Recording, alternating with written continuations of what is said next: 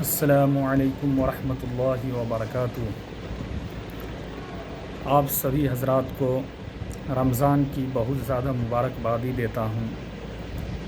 رمضان کا مہینہ بہت ہی مبارک مہینہ ہے، اس کی قدر ہم اور آپ کو کرنا بہت ہی ضروری ہے، اور اس مہینہ میں اللہ تبارک و تعالیٰ کے مخصوص خیر و برکات کا نزول ہوتا ہے۔ حضرت ابو ہریرہ رضی اللہ تعالیٰ عنہ کی روایت بھی ہیں کہ نبی کریم صلی اللہ علیہ وسلم نے فرمایا، اذا دخل شہر رمضان فتحت ابواب السماء وغلقت ابواب جہنم وسلسلت الشیاطین۔ جب رمضان کا مہینہ آتا ہے تو اللہ تبارک و تعالیٰ آسمان کے دروازے کو کھول دیتے ہیں، اور جہنم کے دروازے کو اللہ تبارک و تعالیٰ بند کرنے کا حکم دے دیتا ہے، اور شیاطین زنجیروں میں جکڑ دیے جاتے ہیں۔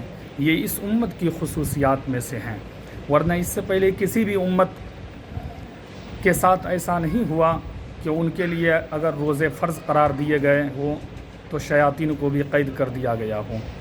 اس لیے ہمیں اور آپ کو چاہیے کہ مبارک مہینہ ہے، اس کی قدر کرے، روزہ رکھے، نوافل پڑھیں۔ اس مہینے کی خصوصیت یہ بھی ہے کہ نوافل کا ثواب فرض کے برابر کر دیا جاتا ہے، اور رمضان کے مہینے میں ایک فرض کی نماز کا ثواب دوسرے مہینوں کے فرض کے 70 فرض کے برابر کر دیا جاتا ہے۔ اس لیے ہم لوگ کو چاہیے کہ اس کی قدر کریں۔ السلام